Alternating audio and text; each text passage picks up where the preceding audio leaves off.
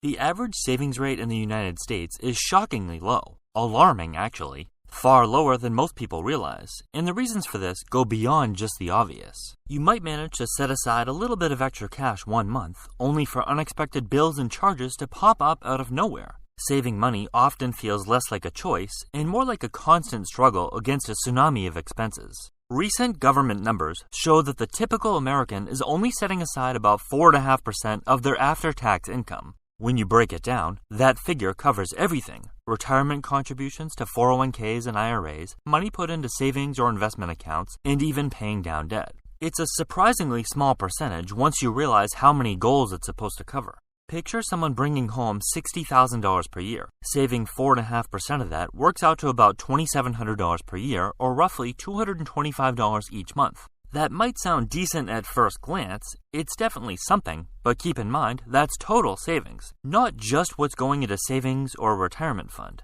That $225 could be split across everything: retirement, emergencies, and any other savings goals. At this rate, one surprise expense could wipe out years of progress in the blink of an eye.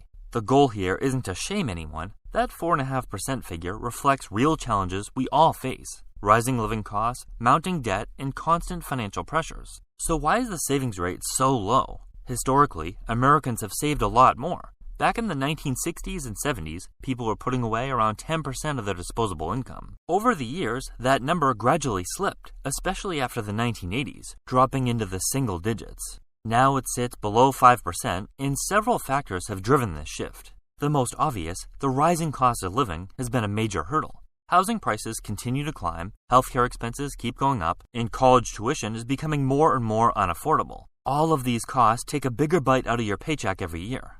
Equally, if not more alarming, is the increasing availability of easy credit, which adds another layer of challenge. Think about the last time you got a credit card offer in the mail or online. Maybe it promised 0% interest for the first year or offered a sizable cash bonus if you spent a certain amount within a few months. These kinds of incentives are designed to encourage people to open accounts and rack up balances as quickly as possible, making it easier to spend beyond their means before they even realize it. Car loans are another big factor, and it's a double-edged sword. For one, getting financed is insanely easy. If you've got decent credit, you can scroll into a dealership, sign a few papers, and drive off in a car that might cost half your monthly income. No money down, no real proof of income required. Dealers make it easy on purpose, and salespeople are pros at getting you excited enough to forget about the math. That's why so many people end up with car payments they never actually stop to think through. On top of everything else, there's a quieter but huge factor: not having much discipline with money or life in general. It's not just about how much you earn or spend. Actually saving takes habits and choices that are hard to stick with. Think about it. Someone grabs their morning coffee, then spends half an hour impulse buying on Amazon, skips tracking their budget, and figures, "I'll start saving next month." Even with the best intentions, small temptations like that add up, and before you know it, there's nothing left to put aside. Pair that with rising costs and credit that's too easy to swipe, and it's no wonder so many people barely manage to save anything at all. Then there's a huge one: lifestyle inflation, which can quietly keep you on the hamster wheel without you even noticing. This isn't just about individual paychecks and spending going up, it's also part of a broader generational shift. Older generations often recall a very different way of living. Families with one car, a house with a single bathroom, kids sharing bedrooms, meals mostly cooked at home, and vacations were rare. They had the same kitchen for their entire life. Furniture was kept for decades, and hand-me-downs were the norm. Weddings consisted of backyard parties, and indulgences like chips, candy, or soda were mostly reserved for holidays. Fast forward to today, and lifestyle inflation looks very different. As incomes rise, it's easy to spend more on conveniences, the latest gadgets, entertainment, and travel. Homes get renovated every 5 years to match trends, vacations are expected to be impressive on social media, and eating out becomes routine. Now, there's nothing wrong with enjoying these things. A comfortable lifestyle is positive if it's done responsibly and after your savings are taken care of. The problem comes when people put upgrades first when they know their finances are trash. Those small and large expenses stack up quickly, and before you know it, your savings rate drops to zero, or worse, you're spending more than you bring in. Lastly, many people just don't have a solid grasp on the basics when it comes to money. Things like how much cash to keep in checking, how much to save, or how much to set aside for retirement can feel completely foreign. For example, someone might get paid, cover the bills, and spend the rest without realizing that they should be building a small emergency fund first. You'd be shocked to realize how many people rack up a credit card balance not acknowledging that they'll ever need to pay it back. When you don't know what healthy money habits look like, it's easy to just do whatever's easiest at the moment. Mix in the confusing world of credit cards, loans, and investments, and it's no wonder so many people feel like they're flying blind financially.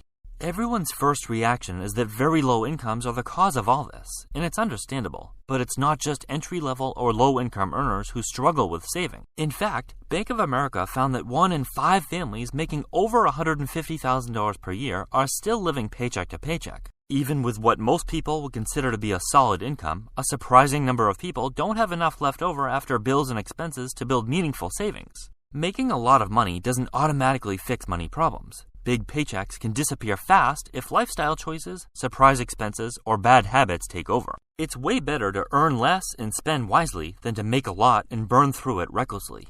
Once you learn to identify the fluff and meaningless spending, you'll be shocked at how little you actually need or want. For example, someone might think they need the newest phone, a subscription for every streaming service, and brand name clothes, only to realize that what truly makes them happy is a night out with friends, a good book, or a weekend at the beach.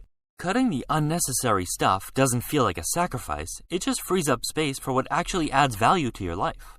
One of the sneakiest traps is the idea that future me will handle it. We convince ourselves that we'll start saving more after the next raise, once the car is paid off, or when life finally settles down. It feels harmless to push savings into the future, assuming that someday it'll be easier. But here's the uncomfortable truth. Future me usually ends up with the same bills, the same spending habits, and sometimes even bigger problems. Future me isn't some wiser, more disciplined version of ourselves just waiting in the wings. They're us, with the same patterns and temptations we have right now. If today's you struggles to save $200 a month, tomorrow's you won't magically start saving $500 just because more time has passed. Without a change in behavior, more income often just leads to more spending, not more saving. This is why breaking savings down into comfortable amounts is helpful. Take $10,000 a year, for example. It seems enormous and overwhelming for someone who doesn't save a dime, but when you break it down, it's only about $27 a day. That's less than a fancy coffee and a takeout lunch. But if we keep deferring savings to future me, those $27 a day opportunities get ignored over and over.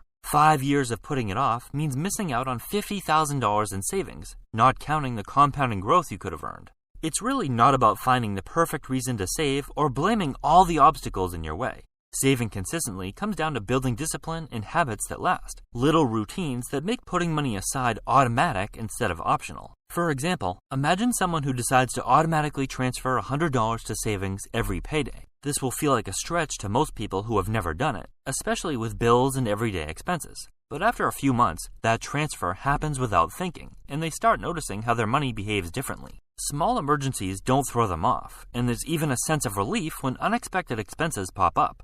Pointing fingers at high rent, rising prices, or tempting ads won't create that security, but a simple habit, repeated consistently, will pay off for years to come. Even just being the slightest bit intentional, you'll be able to save way more than 5% of your income. Small, consistent choices are what set you apart and build real financial breathing room over time. Paying attention, making deliberate choices, and actually saving something is exactly what leads to a future where bills aren't stressful, surprises don't derail you, and you have options most people only dream about.